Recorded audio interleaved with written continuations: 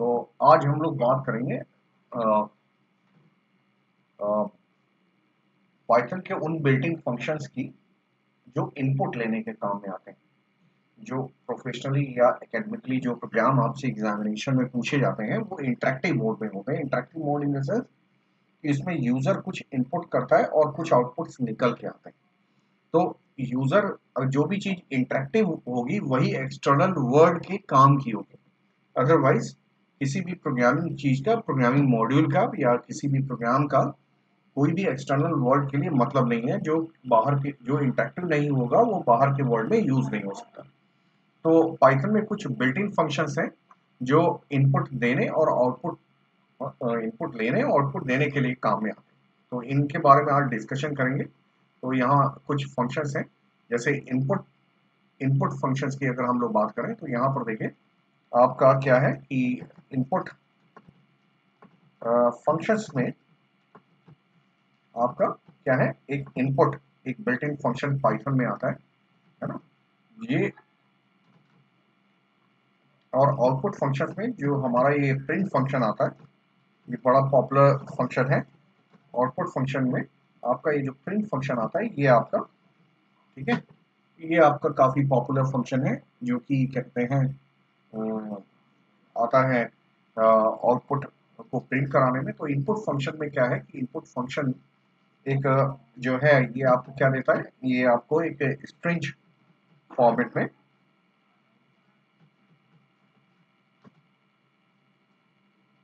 demands the input from the user at the runtime of your program। ये programme की running के दौरान आपसे यूजर से इनपुट मांगता है and returns that input into the string format. और इस इनपुट को ये क्या करता है, स्ट्रिंग फॉर्मेट में रिटर्न करता है। ठीक है, तो इसके लिए आपको क्या करना पड़ेगा, आप अगर, मैंने कहा कि ये यूजर से इनपुट मांगेगा लेकिन उस इनपुट को हमेशा स्ट्रिंग फॉर्मेट में ही आपको देगा। तो इसके बारे में हम लोग बात करने के लिए ये है कि चाहे आप इनपुट, ये कहने का मतलब चाहे जब आपसे इनपुट ये मांगता है तो आप कुछ भी दे सकते हो। अगर यूजर के हाथ में कंट्रोल है तो वो कोई भी इनपुट दे सकता है। वो स्ट्रिंग भी दे सकता है, वो फ्लोट भी दे सकता है, वो इंटीजर भी दे सकता है, वो कुछ भी दे सकता है। लेकिन ये है, ये उसको स्ट्रिंग फॉर्मेट में ही समझेगा और इसको क्या है कि उसी फॉर्मेट में रिटर्न करेगा। तो इसके बारे में हम आपको इसको, इस बात की हम प्रूफिंग करते हैं। पहले तो एक फोल्डर एक बनाते हैं जिसमें हम सारी स्क्रिप्ट आज जो है रखेंगे। यहाँ पर अगर आप देखें तो यहाँ पर आप इसको देखो कि यहाँ पर अप्रैल 20 करके एक स्क्रिप्ट बनाई है और यहाँ पर आपने आइडियली जो है आपने ओपन कर दिया और ये आइडियली ओपन। तो आप क्या कर रहे हो, आप दो काम करने वाले। आप तो सबसे पहले चीज तो ये है कि पहले तो आप एक इनपुट कराते हैं और इनपुट क्या स्ट्रिंग फॉर्मेट में ही आता है, चाहे आप जो भी इनपुट देते हो उस चीज को आप क्या कहते हैं वेरीफाई करना चाहो। ठीक है, तो फर्स्ट ऑफ ऑल हम क्या करेंगे, एक लाइन से इनपुट की डिमांड करेंगे और दूसरे लाइन में क्या है, जिस वेरिएबल में इनपुट गया है उसको, उसमें जो वैल्यू पड़ी है उसका टाइप चेक कराएंगे, है ना। जिससे क्या है कि हमको ये पता लगे कि इनपुट किस फॉर्मेट में हमें मिल रहा है ना। तो इसके लिए हमने एक प्रोग्राम, एक स्क्रिप्ट बनाया। जो भी करते हैं थोड़ा स्क्रिप्ट मोड में ही करें। तो एक वेरिएबल आप लेते हैं और यहाँ पर आपने आपने क्या किया, इनपुट और यहाँ पर enter the value, enter the value ऐसे आपने किया। और यहाँ पर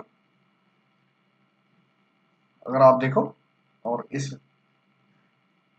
जो वेरिएबल में जो इनपुट गया है उसका जो है आपको टाइप चेक करना है। Print type of value stored in variable value. तो इसके बारे में जो है हम टाइप चेक करते हैं और यहाँ पर तो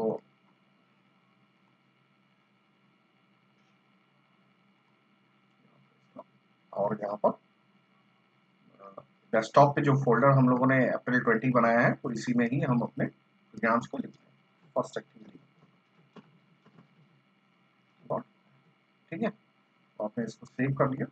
अब आप क्या करोगे, इस लाइन से आप इनपुट डिमांड कर रहे हो और इसमें जो वैल्यू आ रही है उसका टाइप चेक करा रहे हो, तो आप रन करा रहे हो। तो रन कराने पर आपने क्या करना है, इंटर द वैल्यू किया। आपने वैल्यू क्या है, पहले तो आपने वैल्यू स्ट्रिंग डाली, तो ऑब्वियस सी बात है स्ट्रिंग ही आना था, ये तो यहाँ पर है ना। तो यहाँ पर आप सॉरी, यहाँ पर टाइप आपको इसका इस वैल्यू का बताना है, इस वेरिएबल का में जो वैल्यू पड़ी इसका तो टाइप वैर करोगे। तो ये जो है तो टाइप फंक्शन क्या करता है, किसी वेरिएबल में पड़ी हुई वैल्यू का टाइप बताता है। तो आप इसमें रन करा रहे हो ऐसे डाल, तो ये देखिए आपने रिया लिखा, तो और यहाँ पर ये आपकी स्ट्रिंग टाइप में वैल्यू ये दिखा रहा है कि आपने जो वैल्यू डाली है वो स्ट्रिंग टाइप। लेकिन अगर आप यहाँ पर इंटीजर भी अगर आप इनपुट कर रहे हो तब भी ये क्या है, ये आपका स्ट्रिंग ही आ रहा है। ठीक है, फिर अगर आप फ्लोट कर रहे हो तो आपका क्या है, तब भी ये स्ट्रिंग ही आ रहा है, क्योंकि इनपुट फंक्शन जो होता है वो स्ट्रिंग फॉर्मेट में ही इनपुट को समझता है और वही रिटर्न भी करता है। ठीक है, दैट्स वाई क्या है कि इनपुट अब, लेकिन प्रॉब्लम ये है कि अगर इन केस हम कोई प्रोग्राम करना चाहें, जैसे हम मान लीजिए कोई नंबर इनपुट कराना चाहे और उस नंबर की टेबल प्रिंट कराना चाहे, या उस नंबर पे कुछ मैथमेटिकल ऑपरेशन करना चाहे, तो अब प्रॉब्लम ये है कि अगर आपका जो पाइथन इंटरप्रेटर है या पाइथन प्लेटफॉर्म किसी चीज को स्ट्रिंग फॉर्मेट में लेगा तो उस पर मैथमेटिकल ऑपरेशन परफॉर्म नहीं करेगा। जैसे फॉर एग्जांपल अगर मुझे किसी जो भी नंबर मैं इंटर करा रहा हूँ उसका डबल प्रिंट करना है, तो मैंने क्या किया, मैंने ये लिखा कि print the double of given number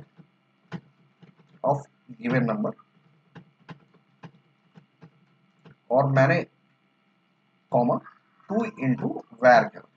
ठीक है, तो लेकिन क्या है कि जब मैं इसको रन करा रहा हूँ और मान लीजिए मैंने न्यूमेरिक वैल्यू डाली 12 डाला है, तो क्या है इसका डबल नहीं आ रहा है, रेपिटेशन हो रहा है 12 12। क्यों रेपिटेशन हो रहा है, क्योंकि किसी स्ट्रिंग से अगर कोई चीज मल्टीप्लाई की जाए तो स्ट्रिंग वैल्यू रिपीट होती है, रेपिटेशन देखिए रिपीट हो जाती है उतने टाइम्स, जितने जितने टाइम्स जिस डिजिट से वो मल्टीप्लाई की जा रही है उतने टाइम वो रिपीट हो जाती है।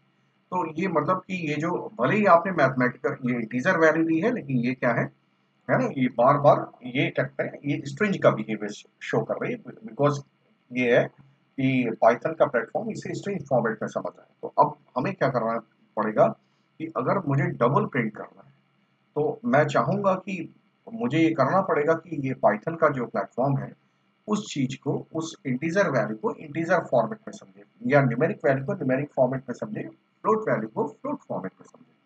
तो इसके लिए मुझे एक कास्टिंग फंक्शन यूज करना पड़ेगा, that is the int. Int function से हमको सराउंड करना पड़ेगा इस पर्टिकुलर इनपुट को। इससे होगा क्या कि ये फंक्शन यूजर से इनपुट लेने के काम में आएगा और ये फंक्शन क्या होगा, इंट फंक्शन क्या होगा कि जो इनपुट आया है उसको इंटीजर में कन्वर्ट करने के काम में, है ना। तो आप यहाँ पर देख सकते हो, मैं कमेंट लिखता हूँ, int function is used to convert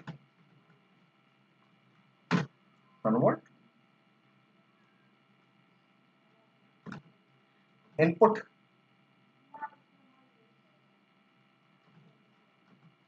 string to int, ये इंट में कन्वर्ट करने के काम में है।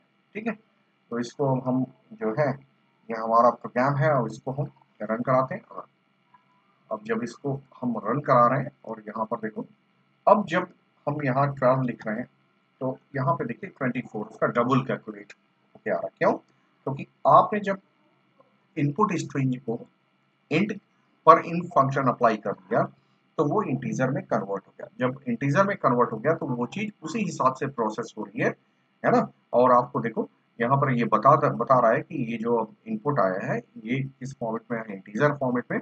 और इंटीजर फॉर्मेट का डबल जो है, इंटीजर का मतलब 12 का जो डबल है वो आपका 24 हो रहा है ना। तो इसको हमने जो है वो हमने इसको करके आपको बताएं। ठीक है, ऐसे ही और भी है। अगर इनकेस अगर आप फ्लोट में करना चाहो, अगर आप चाह रहे हो कि जो भी वैल्यू एंटर की जाए वो फ्लोट में कन्वर्ट हो जाए, तो आपको क्या करना है, आपको फ्लोट, यहाँ पर फ्लोट जो है फ्लोट करना पड़ेगा। ठीक है, और अगर आपने इंट रखा है और फ्लोट वैल्यू अगर आपने दे दी है तो फिर वो वैल्यू ट्रंकेट हो सकती है या एरर आ सकती है। अगर मान लीजिए आपने 12.1 अगर आपने दिया तो ये देखिए ये आपको क्या है, क्योंकि ये आपका क्या है कि आपने फंक्शन क्या अप्लाई किया है, फंक्शन आपने इंटीजर अप्लाई किया है, वैल्यू आपने फ्लोट दी, दैट्स व्हाई एरर आ रही है ना।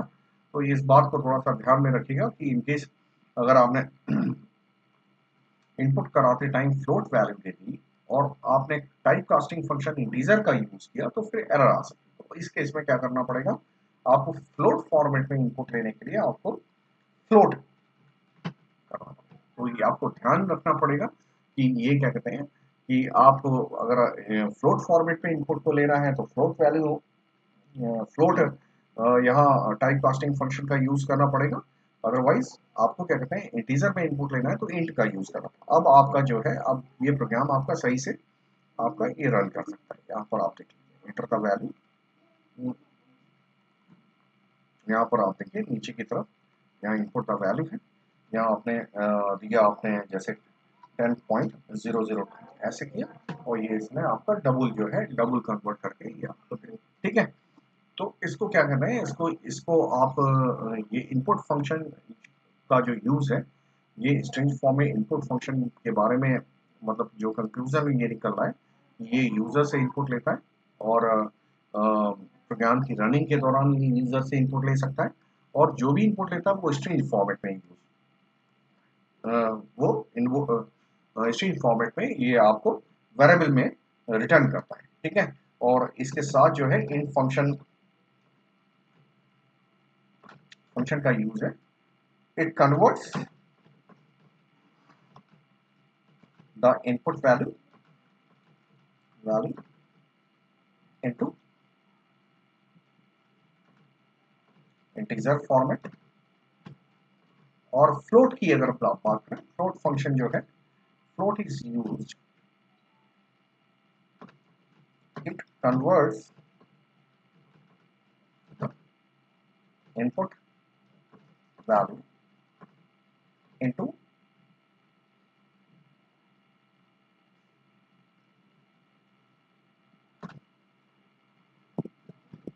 float।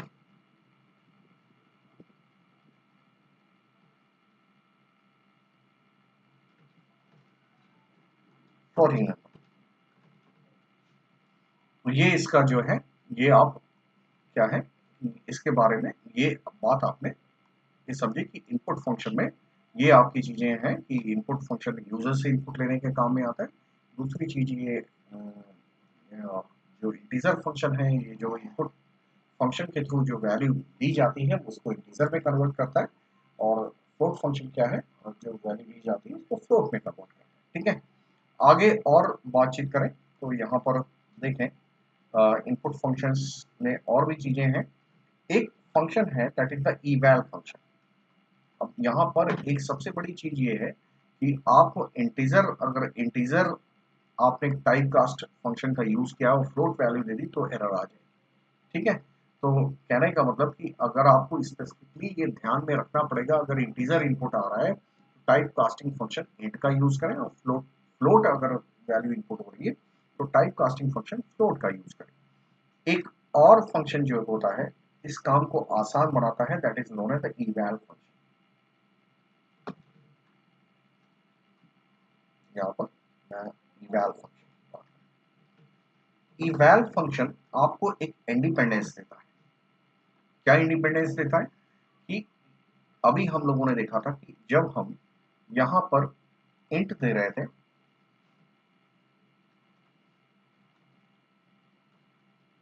और इंट कराने के बाद हम लोग रन करा रहे थे और रन कराने के बाद जब हम 12.1 या कोई भी फ्रैक्शनल नंबर दे रहे थे तो क्या कर रहा था, वो आपका क्या है कि वो एरर दे रहा था।